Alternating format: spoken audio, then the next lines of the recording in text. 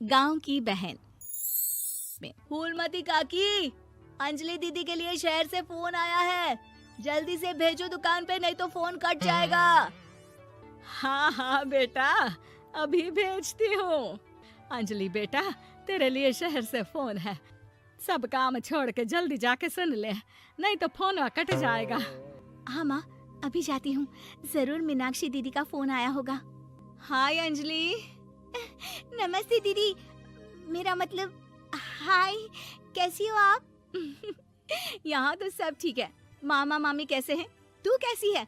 मेरे तो एग्जाम्स होने वाले हैं, हर रोज कॉलेज जाना पड़ता है, lectures, extra classes, private coaching. ओ मैं तो इतना थक जाती हूँ, क्या बताऊँ।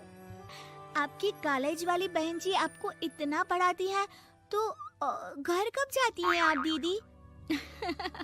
अरे नहीं नहीं, ये सब सिर्फ मेरी प्रोफेसर नहीं पढ़ाती, मैं अलग से दूसरे टीचर्स के पास भी पढ़ने जाती हूँ। दीदी फिर तो आप बहुत थक जाती होगी ना, आप ना पैदल मत जाया करो, टांगा ले लिया करो दीदी। नहीं मेरी भोली बहन, ना मैं पैदल जाती हूँ, ना ही यहाँ टांगा मिलता है, मैं बस से जाती हूँ और थोड़ी दूरी के लिए रिक्शा ले लेती हूँ। सच्ची? वहाँ पर टांगे नहीं बस चलती है? वाह, वो भी हर रोज? हमारे गांव में भी बस आती है, दिन में 2 बार। यही तो खास बात है शहर की, यहाँ बसें पूरा दिन दौड़ती हैं सड़कों पर, और सिर्फ बसें ही नहीं, कार, स्कूटर और ट्रक भी, और तो और थोड़ी दूरी पर तो हवाई जहाज भी है, जहाँ से हवाई जहाज आसमान में उड़ते हैं। अच्छा दीदी, मैं फोन रखती हूँ, बुआ जी फूफा जी को मेरा नमस्ते कहना। हाँ माँ, हम लोग शहर में क्यों नहीं रहते? बुआ जी, फूफा जी और मीनाक्षी दीदी तो शहर में ही रहते हैं। अरे क्योंकि तेरे बुआ जी की शादी शहर में हुई थी, इसलिए बेटा। शादी से पहले वो भी तेरे पापा और दादा दादी के साथ गांव में ही रहती थी। तो फिर बा, मुझे शहर भेज दो ना, मैं भी शहर देखना चाहती हूँ। इतनी बार मीनाक्षी दीदी से शहर के बारे में सुन चुकी हूँ, अब मैं भी वहाँ जाकर देखना चाहती हूँ। बस आप मुझे शहर भेज दो। ठीक है, इस बार गर्मियों की छुट्टियों में कुछ दिन रह आना शहर, अपनी बुआ के घर। अब तो खुश ना? हाँ माँ, बहुत खुश। आप देखना मैं शहर जाके कितने मजे करती हूँ। अंजलि अगले दिन स्कूल जाती है और वहाँ अपने सारे दोस्तों को अपने शहर जाने की बात बताकर चिढ़ाती है। अरे श्रद्धा, शीतल, सरोज, तुम लोग इन गर्मियों की छुट्टियों में कहाँ जा रही हो?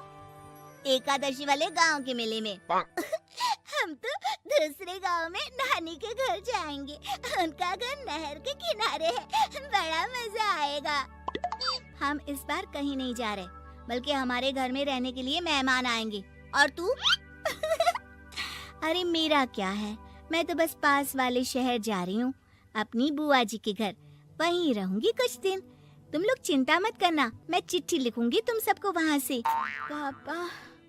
पापा मुझे तो चक्कर आ रहे हैं, जी घबरा रहा है। बेटा शहर आने की जिद भी तो तूने ही की थी, अब पहली बार बस में चढ़ी है तो यही होना था, भुगतो अब।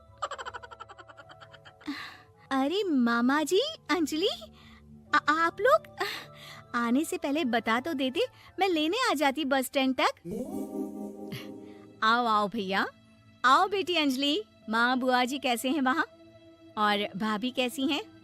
सब ठीक है, बस अंजलि जिद कर रही थी कुछ दिन आप लोगों के साथ रहने की, सो छोड़ने आ गया। दीदी आप मुझे शहर घुमाने ले जाओ ना, मुझे भी शहर देखना है।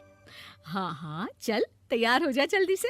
अंजलि तैयार होने जाती है और कुछ देर बाद जब बाहर आती है तो अरे ये क्या कर दिया तूने, मार्केट तक ही तो जाना है, इतनी डार्क रेड लिपस्टिक, इतने बड़े बड़े झुमके और चूड़ियां और चेहरे पर इतना सारा पाउडर। मेरी बहन ऐसे नहीं चलेगा, जा और ये सब हटा के आ। अरे कैसे, क्यों? मैंने शहर आने के लिए इतनी मेहनत से ये सब इकट्ठा किया था, और वैसे भी मैंने देखा है मोहल्ले की राधा काकी के टीवी पर एक फिल्म चल रही थी, उसमें हीरोइनें ना ऐसे ही तैयार होकर जाती है घूमने।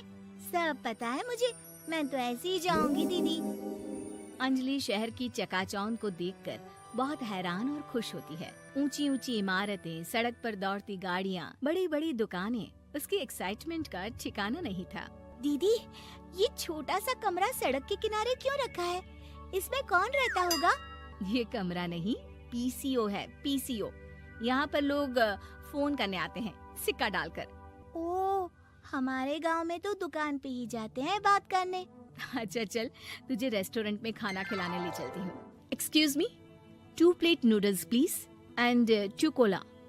मीनाक्षी को ऑर्डर प्लेस करते हुए अंजलि बहुत ध्यान से देखती है और थोड़ी ही देर में ऑर्डर लेकर वेटर आ जाता है और खाना टेबल पर रख देता है।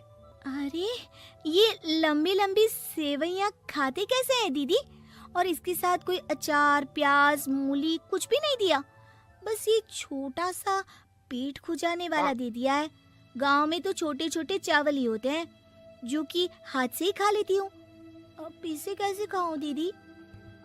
एक्सक्यूज मी, एक चम्मच प्लीज, और लिटिल प्याज और अचार और मूली और एक गिलास मट्ठा, वो बाद में। हाँ, अब ये सब सुनकर आसपास बैठे लोगों को हंसी आ जाती है। मीनाक्षी भी अपनी हंसी किसी तरह रोकने की कोशिश करती है और वेटर मुस्कुराता हुआ वहाँ से चला जाता है। अंजलि समझ नहीं पाती कि सब किस बात पर हंस रहे थे, लेकिन वो छिप जाती है। दीदी, मुझे लगता है कि मुझे इन सेवइयों को ऐसे ही खा लेना चाहिए, इसी पेट खुजाने वाले कांटे के साथ। एक काम कर, तू मुझे खाते देख, जैसे मैं खाऊं तो भी वैसे ही खा ले। ठीक है दीदी। अंजलि खाते खाते नूडल्स में सिरका ज्यादा डाल देती है, फिर ऊपर से नमक दानी से खेलते हुए काफी नमक भी अनजाने में छिड़क लेती है। अरे, ये क्या क्या खा लिया? अरे हाय हाय, कितना कड़वा है।